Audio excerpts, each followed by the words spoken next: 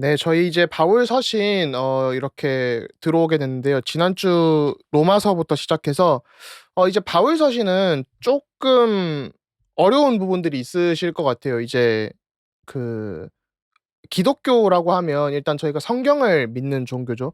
성경으로부터 많은 것을 알게 되는데 삶의 지혜라든가. 근데 이제 바울 서신은 주로 이제 교리를 다루고 있습니다. 이 교리를 다루고 있기 때문에 아무래도 쪼끔 이제 교리라는 것이 가르침이죠. 또 신학적인 부분들도 있고 그러다 보니까 어떤 쟁점들도 있고 논쟁들도 있고 그러다 보니까 쪼끔 어려운 부분들도 있으실 것 같아요. 일단 이번 주부터는 아마 한 2주 정도는 바울 서신을 계속 알아가고 남은 이제 신약 성경들을 알아갈 예정입니다.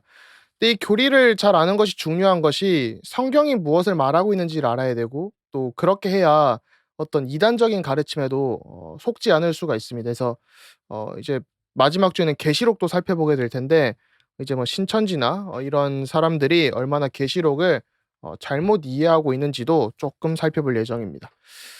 그래서 이제 오늘은 고린도 전후서와 갈라디아서를 살펴볼 예정이고요.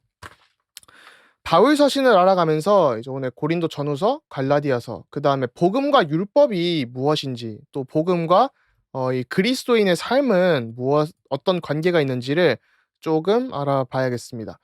어 고린도 전후서는요. 저자는 당연히 이제 바울이고요. 지금부터 나오는 성경들은 저작권이 크게 문제가 없이 거의 바울로 인식을 하고 있습니다. 바울이고 저작 연대는 이제 주후 55에서 56년경 이고 뭐 대상은 당연히 고린도 전후서니까 고린도 교회 교인들이겠죠. 또 목적은 이제 고린도 교회에 일어나고 있는 좀 다양한 문제들을 다루기 위함이었습니다. 이제 특징적으로는 이게 이제 설교 때는 쪼끔 잘 얘기를 안 하는 부분들이 있는데 성경을 읽다 보면 알 수 있는 것이요. 바울이 스스로 얘기하기를 해도 고린도전서 이전에 바울이 썼던 편지가 있어요. 또 고린도후서와 고린도전서 사이에 또 썼던 편지가 있고요. 그래서 이제 사실은 2 권과 4 권을 저희가 가지고 있는 것인데 1 권과 3 권은 이제 유실되어 있습니다. 그래서 저희가 가지고 있지 않고요. 이제 성경이 어떻게 이렇게 발전이 되게 되냐면 또 저희에게 오게 되냐면 그 정경을 이렇 성경을 이렇게 딱 원본을 받아 가지고 하나만 있을 거잖아요. 그래서 그 사람들이 읽고 또 필사를 하면서 그것이 이제 전달이 되게 되거든요, 저희에게. 그렇기 때문에 저희는 원본은 가지고 있지 않고 사본들만 가지고 있습니다. 그래서 이제 정경학에서는 그러니까 성경의 어떤 영감을 논할 때는 그 원본이 어떻게 좀 그 영감이 되어 있다라고 하지 사본들에게 영감이 되어 있다라고 얘기는 하지 않습니다. 그래서 그거는 뭐 나중에 조직 신학을 할 때 좀 디테일하게 들어갈 수 있는 부분이겠고요. 그러면 한 가지 질문이 좀 있겠죠. 갑자기 막 성경이 잃어버렸던 것이 찾아졌어요. 뭐 고고학을 하다 보니까 막 고린도 이거 그 전후서 사이에 있는 성경 아냐?" 이런 식으로 찾아질 때 저희가 이 신앙을 어떻게 해야 되냐라고 했을 때 저희가 이제 신학적으로는 하나님이 그 당시에 가장 완벽하게 또 우리가 모든 시대를 통틀어서 하나님이 그것을 주셨다고 믿습니다. 그래서 특히 성경이 그렇기 때문에 저희는 그거를 클로즈드 캐논이라고 하는데요. 성경의 이제 그 영어로 캐논이라고도 하죠. 그래서 잣대, 기준 이런 뜻을 가지고 있는데요. 그렇기 때문에 그 잣대와 기준은 닫혀 있다. 구약 39권, 신약 27 권에 총 66 권에 그 딱 종결이 돼 있다라고 합니다. 그래서 더 이상 구원을 위한 어떤 성경이나 정경의 추가가 필요하진 않다라고 얘기를 합니다. 그렇기 때문에 사실은 이제 1950 년경에 발견되었던 뭐 나그 함마디 문서라든가 그런 것들은 저희가 정경으로 인정을 하지 않고 또 그 내용들이 정경과 부합하지 않기 때문에 인정을 하지 않고 있습니다. 아무쪼록 뭐 도마복음 이런 거 연구하면 재밌긴 하지만은 영지주의적인 요소들이 있으니까요. 그래서 뭐 아예 유실된 게 발견되더라도 우리의 신앙과는 크게 상관이 없고 '참고할 만하겠다.' 이 정도로만 이해를 하시면 됩니다. 그래서 뭐 혹시 이단들이 뭐 그런 얘기를 할 수도 있으니까 저에게도 가끔 그런 질문들이 들어오기 때문에 이렇게 좀 미리 얘기를 해 둡니다. 이제 고린도 지역이 분쟁이 좀 많았는데요. 이 고린도 지역이 왜 분쟁이 좀 많았냐라고 했을 때 여러 가지 이유들이 있겠습니다마는 고린도 지역은 배경 자체가 좀 특이합니다. 일단은 이 육로 무역과 해상 무역의 교차로 지점에서 이 식민 지역의 수도였거든요. 그러니까 무역과 행정의 중심지인 거예요. 이 중심지에 있으면서 뭔가 활발했겠죠. 뭐 경제 활동이라든가 여러 가지가. 그러면서 교회 자체에는 이제 소수는 명문가 출신인데 대부분은 그렇지 않았고요. 또 이방인이 압도적으로 많으면서 어떤 세상의 문화를 가지고 교회로 들어오는 일들이 비일비재했습니다. 그래서 저는 교회에서 개인적으로 가장 싫어하는 일이 뭐 "세상에선 어떻더라." 뭐 "미국 문화에선 어떻더라." 이렇게 얘기하는 것들을 굉장히 별로 안 좋아합니다. 그 이유가 고린도전후서만 읽어 봐도 교회에는 교회가 흘러가는 법과 원칙이 있고 행정이 있는데 자꾸 저희가 세상 것을 가지고 와서 세상의 문화를 가지고 성경과 교회를 이해하려고 하거든요. 뭐 어느 정도 필요는 하겠습니다마는 이게 결국은 저희가 교회의 어떤 가치관과 하나님 나라가 중심이 되는 복음 중심의 가치관과 세계관이 형성되어서 우리의 문화와 현장을 살려야 되지 우리의 문화와 어떤 것들을 가지고 와서 바꿔서는 안 된다라는 것이죠. 어 그래서 이런 게 좀 중요하고요. 그다음에 그 또 이제 신학적으로나 교회적으로 볼 때는 이 고린도 교회가 성적으로 굉장히 부도덕한 일들이 많았고요. 뭐 고린도 전후서를 읽어 보시면 아주 적나라하게 또 상세하게 나오는데 너무나도 부도덕한 일들과 세상에서도 비판받을 만큼 부도덕한 일들이 있었습니다. 그다음에는 이 그리스 로마 신화였기 때문에 이 당시에 종교 다원주의 어떤 아폴론을 숭배하는 신전이나 이런 것들이 고린도 지역에 있었기 때문에 "우상에게 바치는 제물을 먹지 마라." 이런 것들도 이제 고린도 전후서에 중요하게 등장을 하게 됩니다. 어 그래서 고린도전서와 후서의 이제 구조를 보시면 뭐 특별히 어려운 건 없고요. 이제 편지 형식으로 이렇게 쭉 내려가는 것이 있는데요. 그래서 뭐 요렇게 진행이 되어집니다.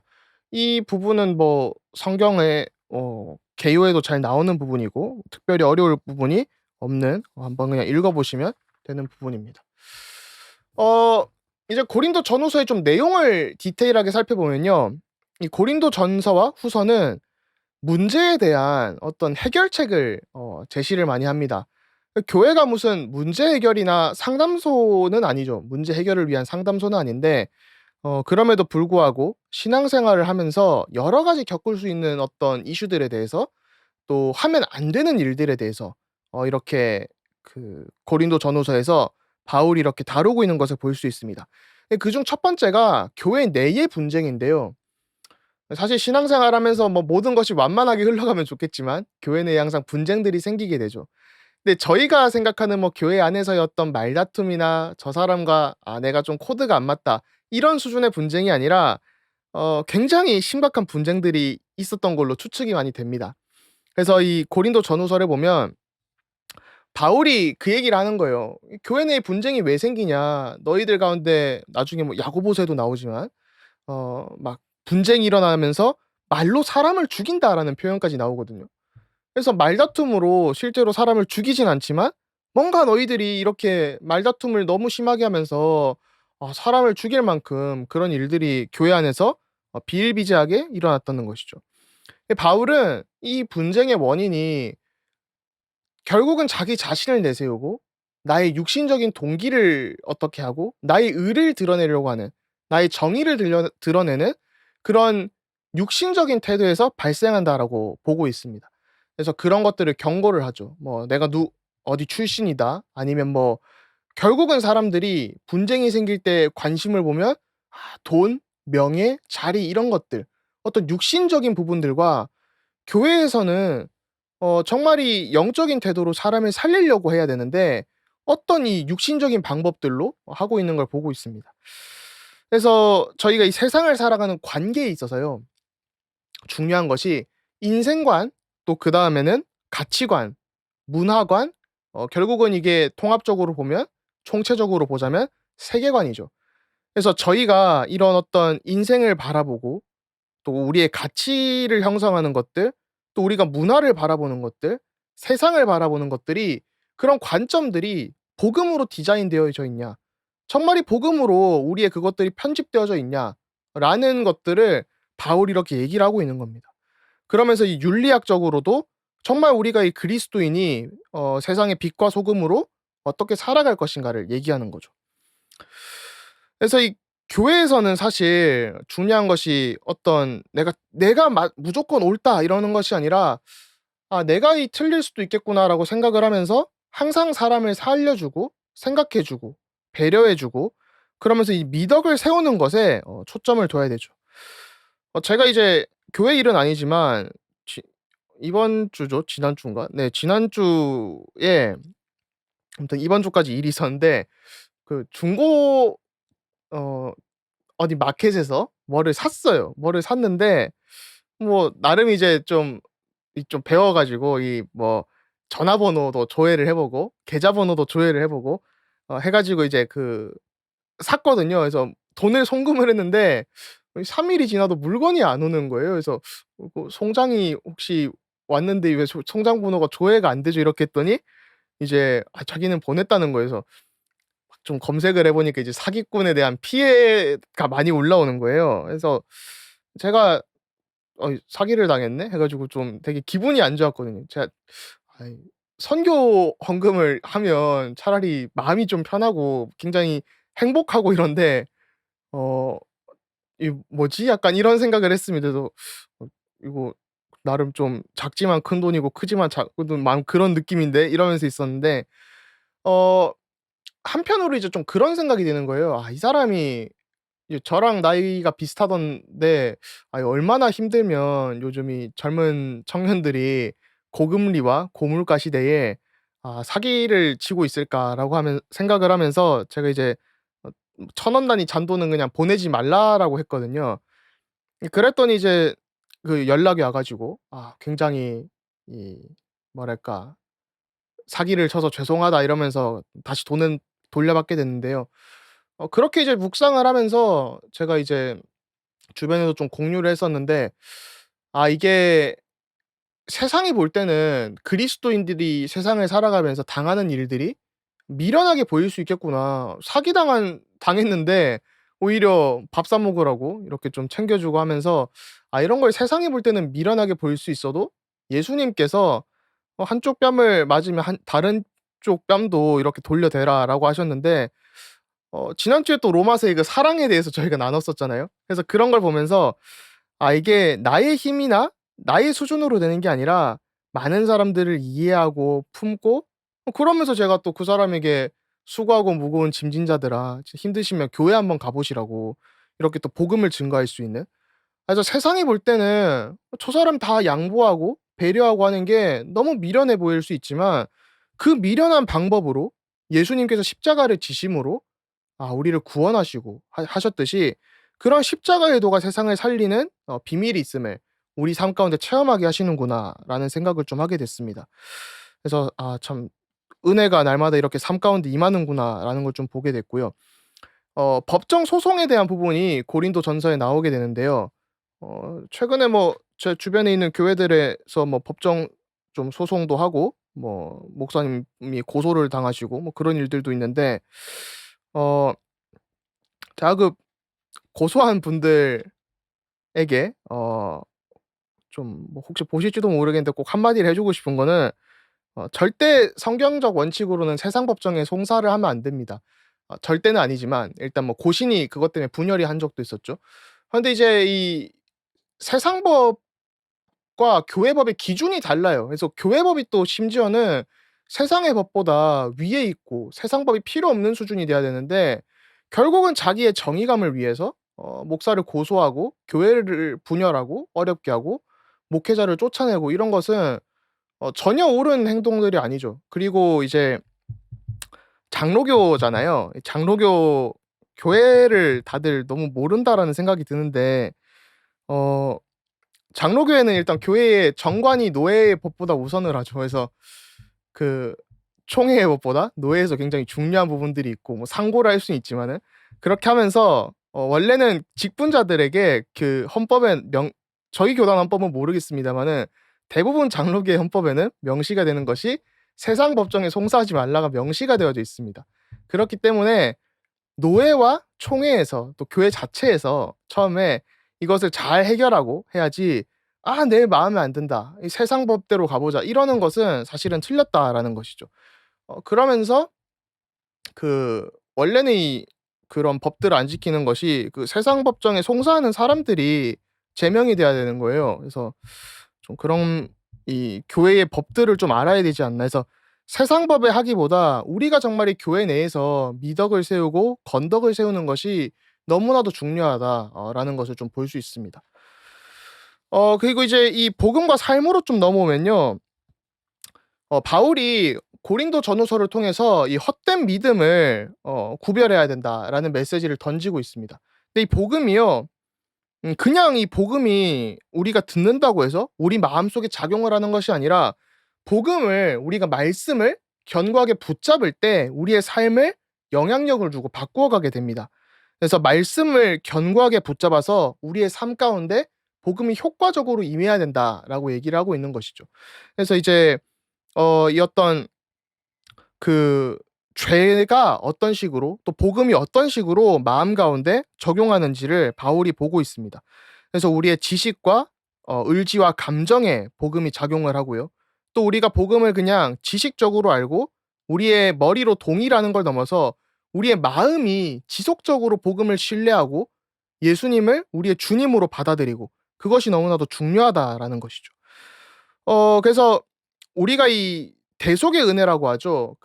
예수 그리스도께서 죽으시고 부활하셨을 때 그 구원을 이루신 것은 객관적인 사실입니다, 역사 속에서. 근데 그 객관적인 사실이 우리의 마음속에 우리의 삶 가운데 주관적으로 임해야 되잖아요. 그 구원의 은총이 임해야 되는데 그것을 임하게 하는 방법이 무엇이냐? 저희의 표현으로 '전도자의 삶을 어떻게 살고 어떻게 복음을 누릴 수 있을까?' 그것은 성경 말씀을 정말 견고하게 붙잡고 말씀을 읽을 때 나의 삶이 변화가 되어지고 나의 수준이 정말 내 수준과는 다른 또 내 생각에 정말 마음에 평안을 주시는 그것들을 누릴 수 있게 되는 것이죠.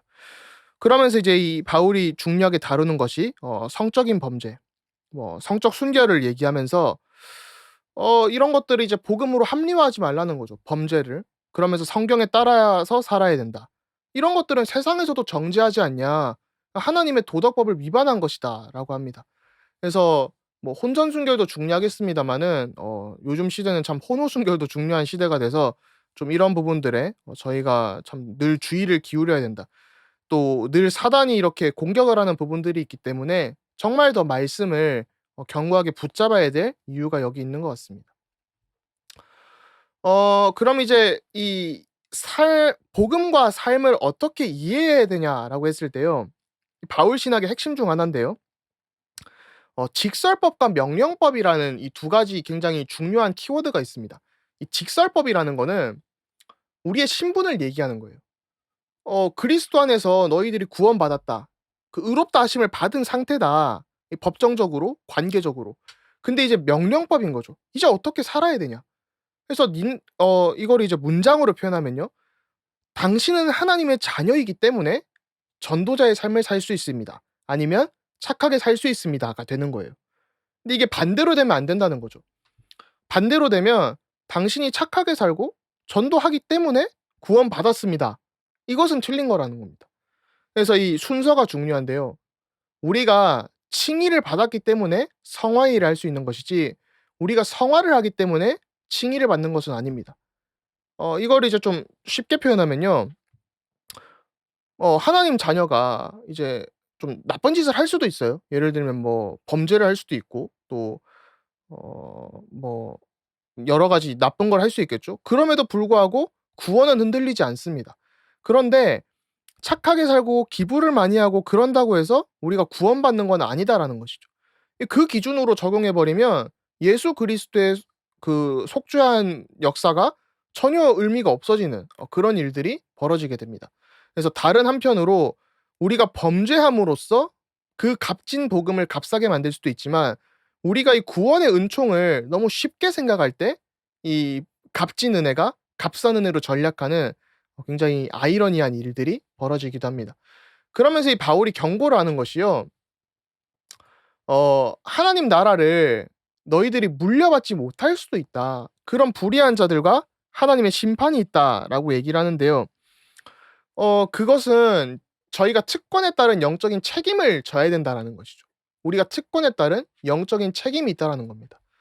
구원을 받았기 때문에 저희는 더 이상 악하게 살지 않고 악한 세대를 따라가지 않고 말씀을 따라 살아가야 된다라는 것이죠. 그래서 고린도전서 5장 7절에 보니까요. 너희는 누룩 없는 자인데 새 덩어리가 되기 위하여 묵은 누룩을 내버리라. 우리의 유월절 양 곧 그리스도께서 희생되셨느니라라고 증언하고 있습니다. 그래서 우리의 힘이 아니라 정말이 그리스도를 붙잡아야 되고요. 이 현 세대에서 또 세상과 정말 저희가 영적 싸움을 해야 됩니다. 그러면서 이 복음을 남용하면 안 된다라는 것이죠. 이 남용하고 불의에 자꾸 빠지는 사람은 하나님의 유업을 받을 수가 없다라고 바울이 경고하고 있습니다. 그래서 저희가 어떤 특권이 있다면 그 특권에 따르는 영적인 책임들도 져야 된다라는 것이죠. 그래서 이제 이 특권과 책임이 자연스럽게 또 연결이 되게 되는데요. 그 우상에게 바친 제물이라는 부분들이 또 그리스도인의 자유에 대한 부분들이 고린도전서에 나오게 됩니다. 어 그 쉬운 얘기로 교회 다니는데 술 먹어도 됩니까? 네, 먹어도 됩니다. 전혀 문제가 없고요. 이 기호 음식이죠. 담배도 그렇고. 근데 이제 이거를 좀 예민하게 반응하는 나라가 제가 보니까 두 군데가 있는데 그게 한국과 미국이에요. 그러니까 미국도 솔직히 심각하게 반응은 안 하는데 한국은 이제 청교도가 굉장히 강했기 때문에 미국도 그렇고 그런 것들이 생겼는데요. 근데 이거 먹어도 되고 안 먹어도 되고 이게 자유의 문제죠. 구원과는 전혀 상관이 없는 부분이에요. 그 마찬가지로 우상에게 바친 음식도 먹어도 된다라는 거예요. 근데 그거를 알고 있다면 이게 우상에게 바쳤는데 내가 그거를 열심히 찾아서 먹을 이유는 없다라는 것이죠. 술 마셔도 된다고 해서 열심히 막 찾아서 먹어라 이거는 아니다라는 겁니다. 그러면 우리에게 자유와 책임이라고 있을 때 바울이 어떤 메시지를 던지고 있냐면요. "아 내가 술 먹었는데요. 너무 힘든데요." 이런 심적 부담감에서는 자유로우면서도 영적인 책임은 지라라는 겁니다. 불신자들이 볼 때 뭐 저 예수 믿는다는 예수쟁이들이 뭐 막 살고 우리보다 뭐 더 술 취해서 방종하고 그다음에 저 우상 숭배제는 안 한다 해 놓고 뭐 우상에게 바친 제물 잘만 먹네. 쟤네도 우상 숭배 같이 하고 있네. 그렇게 불신자들이 양심에 생각할 수 있으니까 "하지 마라."라는 것이죠. 그런 것들은 영적인 책임을 져야 된다라는 겁니다. 사실 우상 숭배나 뭐 여러 가지 그런 기호 식품에 대한 이슈는 사실 아무것도 아닌 거죠. 예전에는 뭐 우상 접촉을 하면 부패를 하고 그렇기 때문에 먹지 않고 이런 것들이 있었다면 지금은 이제 이런 음식이 우리의 기준이 될 수 없다라는 겁니다. 그 말은 두 가지 의미가 있는 것 같아요. 첫 번째로는 나는 그리스도인인데 뭐 우상에게 바친 제물을 먹지 않고 음주도 하지 않고 뭐 잘 살고 있습니다. 담배도 안 핍니다. 라는 것을 우리가 하나님 앞에서 내세울 것도 없고요. 우리가 하나님 앞에서 내세울 것이 전혀 없고 우리가 자랑할 것이 없다라는 것이죠. 또 다른 한편으로는 그것이 우리를 정죄해서도 안 된다라는 겁니다. '아 나는 하나님 자녀인데 오늘도 이런 실수를 저질렀어요.' 우리의 더 큰 죄악을 그리스도께서 해결하셨기 때문에 십자가상에서 더 이상 그것에 묶이지 말고 살아가야 된다라는 것이죠. 그래서 우리가 어떤 그런 행동들이나 음식이나 그런 것들이 더 이상 그런 기준이 돼서는 안 된다라는 겁니다. 다만 형제가 실족하지 않고 정말 이 불신자들이 볼 때 비판받지 않을 수준이 돼야 된다는 것이죠. 그렇기 때문에 바울은 그렇게 얘기를 하고 있습니다. 권고를 하는 거죠. "무엇이든지 하나님의 영광을 위해 해라." 하나님의 영광을 위해서 할 수 있으면 된다. 우리가 어떤 것을 하고 안 하고 그 행동의 기준이 되는 게 아니라 행위의 어떤 동기라든지 결과라든지 내가 하나님 앞에서 부끄럽지 않고 떳떳할 수 있고 또 정말 하나님의 영광을 위해서 할 수 있다면 그렇게 따라가면 된다라는 것이죠. 그래서 뭐 예를 들면 뭐 분위기를 위해서라면 뭐 해줄 수도 있는 것이고 근데 그것이 불신자들이 볼 때 '아 뭐 기독교인도 똑같네. 뭐 우리보다 못하네.' 이럴 거면 안 해야 된다라는 것이죠. 그래서 하나님의 영광이 핵심이고 우리의 어떤 자유와 특권에는 영적인 책임이 따른다라는 겁니다. 그다음에 이제 이 성만찬으로 넘어오면요. 이 고린도 전후서 처음에는 좀 약간 뒤죽박죽이었지만 나름 이렇게 쭉 뭐죠? 이 흐름을 따라가고 있죠, 고린도 전서와 후서에. 그래서 이 성만찬을 보면 이건 예수님께서 이제 직접 제정하신 성례로서 세례와 성만찬이 있죠. 그래서 가장 중요한 것이 말씀, 세례, 성만찬입니다. 이 부분들에 있어서 우리가 이것을 왜 하는지 또 목적을 분명히 알아야 되는데요. 마침 또 이제 세례식도 있죠, 저희. 성찬식도 있을 것이고. 그러면서 이제 이 시공간을 초월해서 하나님이 역사하시는 예배 가운데 임재하시는 것을 볼 수 있어야 됩니다. 결국 목적은 예수님과의 어떤 말씀을 우리가 듣는 걸 넘어서 말씀을 보고 먹고 참여하는 그런 것들로 임하는 것을 저희가 볼 수 있습니다. 이 성만찬을 그래서 막 남용하면 안 된다라는 것인데요. 이 성만찬을 조금 이 네 가지 견해를 보면 굳이 뭐 다 모르셔도 되는 부분이긴 한데 이제 어느 정도는 알고 계시는 게 좋기 때문에 그냥 간략하게만 '아 이런 게 있구나.'라고만 알고 계시면 됩니다. 그래서 빨리 넘어가면요. 로마 카톨릭의 경우는 이제 화채설이라는 걸 주장을 합니다. 영어가 좀 더 쉬운 것 같아요. transubstantiation인데 trans 플러스 substantiation, 그러니까 한마디로 본질이 변화가 된다라는 거예요. 그 말은 빵과 포도주가 저희가 성찬식 때 먹는 빵과 포도주가 실제 예수님의 몸과 피로 변화한다라는 것이고요. 이 주장을 하는 철학적 배경이 있어요. 그것이 바로 이 실제론이라는 건데요. 이 당시 이제 중세 시대에 이렇게 쭉 거쳐오면서 이게 교부 시기부터 이렇게 로마 카톨릭 시대가 형성될 때 철학의 이제 실제론이 좀 성행을 했습니다. 그 실제론을 따라가면 우리가 먹고 있는 이 빵은 빵인 것이고 그다음에 빨간색을 우리가 보면 빨간색이다라는 거예요. 그렇기 때문에 우리가 이 성찬식에서 먹는 빵과 포도주는 실제 예수님의 몸과 피로 변화한다라는 것이죠. 그다음에 이거를 깨는 틀이 나오는 것이 깨는 철학이 유명론이 등장을 하게 됩니다. 그 말은 저거는 우리 눈에 빨간색으로 보이고 빨간색이지만 실제로 빨간색이 아닐 수도 있어. 실제로 우리가 그거를 빨간색이 아닐 수도 있다라는 거예요. 뭐 노란색일 수도 있고 빨간색 안에 노란색과 초록색이 아마 섞여야 되나요? 뭐 그런 식으로 이 뭐 있을 수도 있어라고 생각을 하게 되는 거예요. 사람들의 철학 사고 자체가 중세 시대 때 이제 그렇게 좀 변화가 되게 됩니다. 그러면서 루터교에서 등장을 한 게 '아 그래. 빵과 포도주가 실제로 변화하는 게 아니라 우리가 빵과 포도주를 먹을 때 예수님의 몸과 피가 실제로 우리와 함께 하신다. 그 빵과 포도주와 함께 한다.'라는 거예요. 그래서 이 유명론에 좀 기반을 두고 있고요. 어 뭐 실제론과 유명론 사이라고 볼 수 있겠죠, 쪼끔. 뭐 실제론의 틀을 벗어나지 못한. 그럼 이제 "저희는 무엇을 믿냐?"라고 했을 때 칼빈과 쯔빙글리의 이론을 많이 보는데요. 칼빈은 우리가 성만찬을 할 때 '예수 그리스도께서 실제로 영적으로 임재하신다.'라고 생각을 했습니다. 그리고 이제 쯔빙글리라는 이 신학자는 마찬가지로 개혁파 신학자인데요. 뭐 칼빈이야 워낙 유명하니까요. 우리가 성만찬을 통해서 예수님을 영적으로 기념한다라고 이해를 했어요. 그럼 이제 저희가 믿는 신앙은 제가 이 밑줄을 쳐 놨듯이 칼빈이 영적 임재입니다. 문제는 많은 교회들이 영적 임재라고 교리적으로는 고백하면서도 실제로 성만찬을 지키는 것은 이 영적 기념으로 이해를 하고 있는 거예요. 이 영적 기념으로. 그래서 실제로 우리가 성만찬을 할 때 기념의 의미도 있지만 예수님께서 우리와 예배 가운데 함께 하시는구나. 이것을 좀 더 볼 수 있어야겠죠. 그리고 여기 저기 뭐야 이 굉장히 유명한 말이 하나 있죠. "유한은 무한을 담을 수 없다."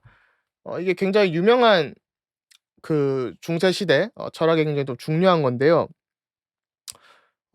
"유한은 무한을 담을 수 없다." 라틴어로 이제 "finitum non capax infiniti." 이렇게 얘기를 하는데 어 그 우리가 이 유한한 것은 마침 저희 집에 어제 이 물 세숫대야를 좀 고친다고 세면대를 고친다고 했는데 물을 받는 거는 한계가 있잖아요, 미리 받아 두는 것은.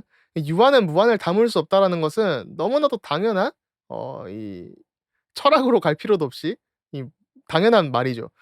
그런 것처럼 이 빵과 포도주에 예수님께서 어떻게 무한하신 그분이 담기실 수 있냐라는 거예요. 그렇기 때문에 저희가 아까 봤듯이 이 시공간을 초월해서 우리 가운데 임재하신다라는 것이죠. 기념하는 걸 넘어서 시공간을 초월하여 예수 그리스도께서 그 빵 안에 계신 게 아니라 또 빵과 함께 계신 게 아니라 우리와 예배 전체 가운데 함께 하신다라는 겁니다. 그러면 이게 이 시공간을 초월한다는 축복이 결국은 예배 때 발견되는 거거든요. '아 우리와 함께 하시는구나.' 이 성만찬이 중요하고 성례전이 중요한 이유가 그런 의미가 있는 거죠. 너무 은혜되는 일이죠. 그다음에 이 은사라고 했을 때 뭐 저희가 계속 나눴었지만 은사는 이 영적으로 그러니까 영적 은사라는 것이 영어로 좀 쉽게 얘기하면 기프트라는 표현을 쓰거든요. 그래서 하나님께서 주시는 선물인 거예요. 그래서 우리가 어떤 뭐 유튜브나 이런 걸 보면 가끔씩 뭐 너무 이 영성의 영성이라고 이 영성학자가 얘기하면 안 되는데 영적인 체험에 치중하고 있는데요. 그 사람이나 그 은혜를 볼 게 아니라 그 은혜와 은총을 주시는 하나님을 바라봐야 되거든요. 이 성삼위일체 하나님을 바라봐야 되는데 우리는 자꾸 이 응답을 바라보고 '아 저 사람 만나면 어떻게 될까? 아 이 방법을 쓰면 이렇게 될까? 저 사람에게 기도받으면 될까?' 그걸 쫓아다니고 있다라는 것이죠. 그러면서 이제 바울이 예언과 방언을 사실은 비판을 하고 있는 부분들이 있습니다. 인정을 하면서도 그 예언과 방언은 제가 저번에 또 말씀드렸지만 그 헬라어 무스테리온 그러니까 영어로 미스테리라고 하는 한국어로 신비라고 하는 것은 헬라어 무스테리온이 바울 서신에서 굉장히 많이 등장을 하는데요. 바울 서신에서 무스테리온이라는 헬라어가 쓰일 때는 늘 복음 전도와 연관이 있었습니다. 이거를 뭐 제가 헬라어를 다 뭐 성경 보여 드리면서 하면 뭐 한 저번에 제가 통화로 하니까 1 시간 반인가 하더라고요 제가. 뭐 할 수도 있겠지만은 너무 길어지니까 그냥 복음 전도와 연관이 있는 거에서 하나님의 능력을 나타내는 것인데 방언은 항상 하나님의 일을 나타내고 알아들을 수 있는 말로 전달이 됐습니다. 만약에 알아듣지 못하는 말로 한다는 것은 그 하나님께 직접 드려지는 것이었고 우리가 뭐 방언을 해석하고 할 이유가 없다라는 것이죠. 그다음에 어떤 예언을 하는 것이 아니었고요. 방언이라는 것은 그 말을 배운 적이 없는 사람이 다른 나라 말로 알아들을 수 있는 그런 것들이었습니다. 그래서 저희가 이런 역사들을 볼 때 하나님이 주시는 역사와 사단이 주는 악령의 역사와 분명히 구분을 해야 된다라고 얘기를 하고 있습니다. 실제로 이제 헤르만 바빙크라는 학자도 "사단이 하나님의 일을 완벽하게 할 수 없기 때문에 그 일들을 모방한다."라고 이제 얘기를 하기도 했는데요. 그래서 그러면 예언이나 방언이 지금 있냐 없냐라고 했을 때 어 지금 없다고 볼 수 있습니다. 그래서 교회의 기초를 세우기 위해서 그것이 주어졌거든요. 그래서 교회의 기초가 세워진 뒤에는 사실은 이제 예언이나 방언의 은사가 거의 등장을 하지 않습니다. 그러면서 결국 저희가 봐야 되는 것은 교회를 세워지는 시점에 하나님께서 특별한 시대에 사도의 직분과 같이 이것들을 많이 주셨고 교회가 세워진 뒤에는 그 세워진 것을 바탕으로 그 사랑의 은사를 통해서 하나님께서 교회와 이런 것들을 지속하셨기 때문에 더 이상 뭔가 저희가 예언이나 방언에 의존하지 않아도 된다라는 것이죠. 거기에 의존하지 않고 '예수 그리스도를 바라보면 된다.' 그리고 그분께서 만드시고 지금 역사하시는 그 말씀과 성례를 바라보면 된다라는 것입니다. 그러면서 또 중요하게 나오는 것이 이 부활과 생명인데요.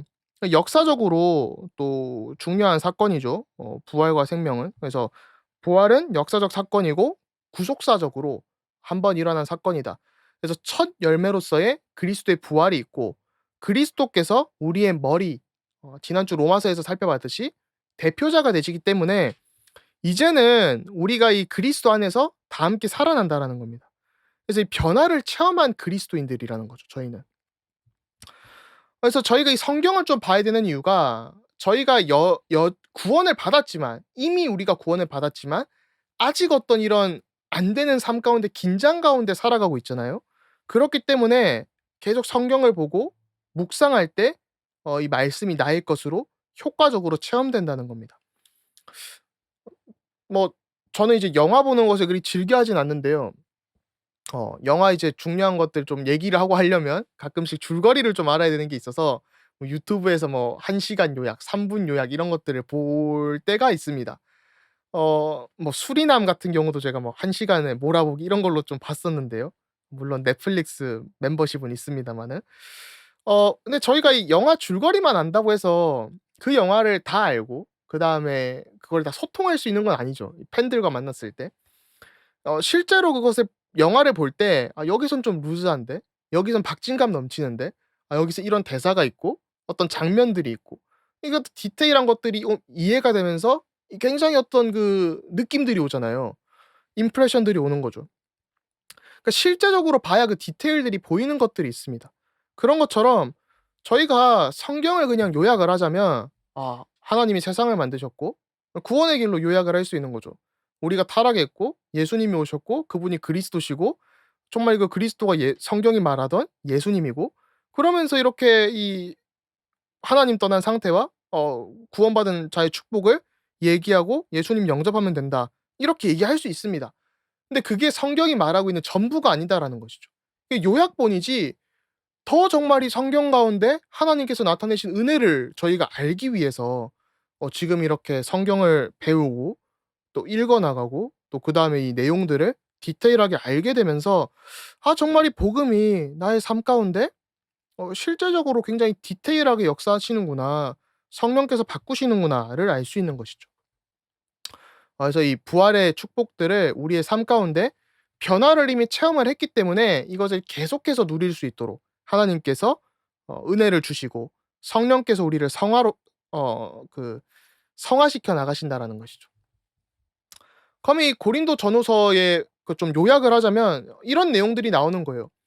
"우리는 그리스도 안에서 새로운 피조물이다." 그래서 직설법과 명령법으로 우리는 이제 그리스도와 연합되었기 때문에 화목케 하는 자의 사명이 있다. 또 우리는 연약하지만 그리스도의 그렇기 때문에 그리스도의 능력이 나타나고 우리는 고난을 받고 무명한 자지만 그리스도께서 우리를 통하여 영광 받으시고 그런 것들이 나타나게 된다는 것이죠. 그래서 그리스도와의 연합이라고 했을 때 이거 바울 서신하면서 계속 나올 건데요. 헬라어로 그리스도 안에서 엔 크리스토라는 뜻은 in by through 뭐 이런 뜻이 있습니다. 그 말은 그리스도 안에서 그리스도로 인하여 또 그리스도를 통하여 우리의 모든 그런 신앙생활이 돼야 된다라는 것이죠. 우리의 능력이 그리스도 안에 있고 그리스도 때문에 우리에게 능력이 임하고 그리스도를 통하여서 우리의 능력이 임한다라는 겁니다. 그래서 하나님의 성품을 우리가 그리스도 안에서 그리스도로 인하여 그리스도를 통하여 반영을 하는 것이고요. 창조주 되신 성부 하나님과 구속자 되신 예수 그리스도가 또 우리를 지금도 성화시켜 가시는 그 성령 하나님의 은혜가 우리의 능력이 아니라 정말이 그리스도 안에서 날마다 나타나게 된다라는 것이죠. 그래서 고린도전서에서는 전후서에서는 나를 나타내고 육신적인 어떤 동기 때문에 계속 분쟁이 일어났지만 이제는 오직 그리스도만 높이는 삶이 되면 된다. 그래서 복음은 내 자존심이나 내 응답받는 도구가 아니라요. 정말 이 삶의 모든 영역에서 예수가 그리스도 되시는 그 예수 그리스도의 주되심이 날마다 나타나야 된다라는 것입니다. 그래서 그것이 이제 고린도 전후서의 내용이고요. 생각보다 좀 길어졌는데 갈라디아서는 좀 짧습니다. 갈라디아서의 저자는 또 바울이고요. 저장 연대는 주 40 년대로 추정이 되고 아마 50 년대 초반까지도 가겠지만은 거의 40 년대 후반 정도로 추정이 됩니다. 갈라디아라는 지역은 굉장히 큰 지역이었어요. 그래서 북갈라디아와 남갈라디아가 있었는데 북갈라디아 지역은 주로 산 지방이었기 때문에 아마도 도시화된 남갈라디아 지방일 것이다라고 얘기를 하고 있고요. 추정을 많이 하고 있고요, 학자들이. 거짓 교사들이 전하는 다른 복음을 경계하는 것이 갈라디아서의 핵심이었습니다.